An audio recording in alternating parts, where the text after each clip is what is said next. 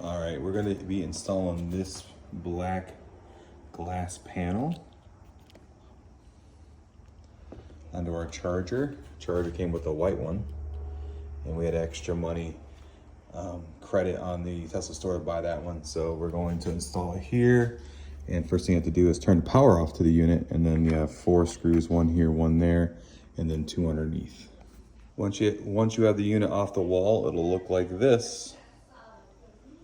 And if you look at the bottom of the unit here, there's 2 screw holes. We got to get in there to take off the old front glass plate and put on the new. Once you get the cover off, it looks like this. It's kind of clear. All right, finished product, all done.